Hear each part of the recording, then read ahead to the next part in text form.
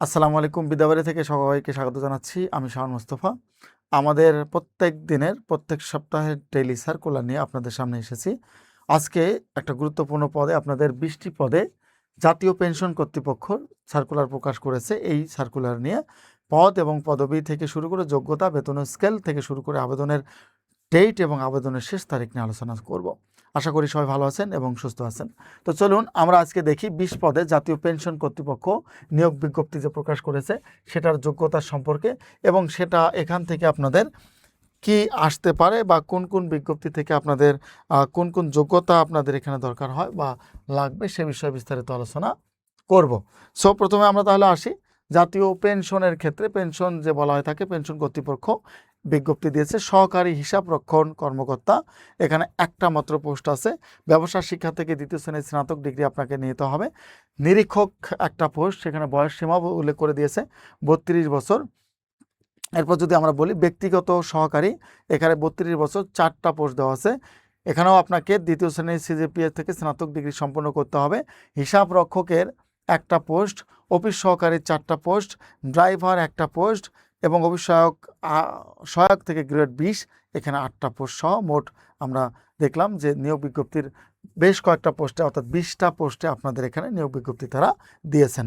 চলুন তাহলে আমরা দেখি এই বিজ্ঞপ্তির ক্ষেত্রে আবেদনের বয়সসীমা কত থেকে কত বছর হতে হবে। অর্থাৎ 15/5, ভালো করে দেখেন, 15/5/2026 তারিখে অবশ্যই 18 থেকে 32 বছর বয়স হতে হবে। 18 থেকে কত সর্বোচ্চ সময়সীমার মধ্যে বয়স হতে হবে এটা বলে দিয়েছেন। 18 থেকে 32-এ আমরা সচরাচর দেখি সর্বোচ্চ বয়সসীমা।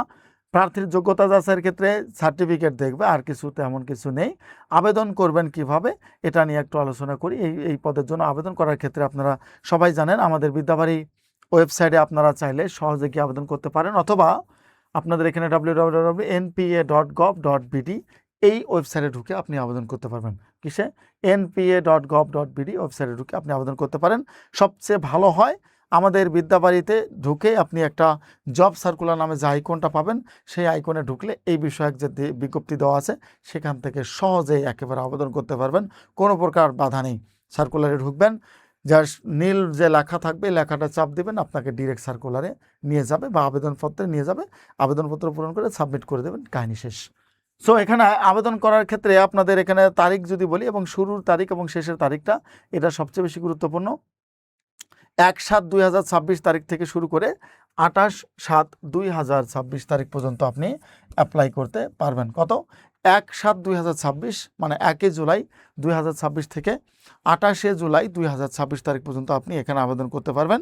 সো গ্রেড ভিত্তিক আপনি আবেদন করেন। বাকি যা কিছু আছে, ঠিক আছে, বাকি যা কিছু আছে এগুলো কোনো কিছু এতটা গুরুত্বপূর্ণ আপনাদের জন্য নয়, কিন্তু যেটা তো গুরুত্বপূর্ণ তারিখটা মনে রাখা। তারিখটা যদি মনে না থাকে তাহলে সমস্যা হতে পারে।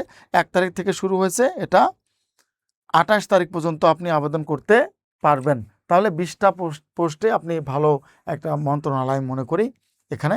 সো এখানে আবেদন চাইলে আপনি আবেদন করতে পারেন। 20টা পোস্টে আপনার 28 তারিখ পর্যন্ত আবেদন করা যাবে। বিভিন্ন পদে আবেদন করা এখানে সুযোগ রয়েছে। একান্তই না পারলে বারবার বলে দিচ্ছি বিদ্যাবাড়ি.com-এ ঢুকবেন, সেখানে ঢুকে আপনি আবেদনটা কমপ্লিট করতে পারবেন।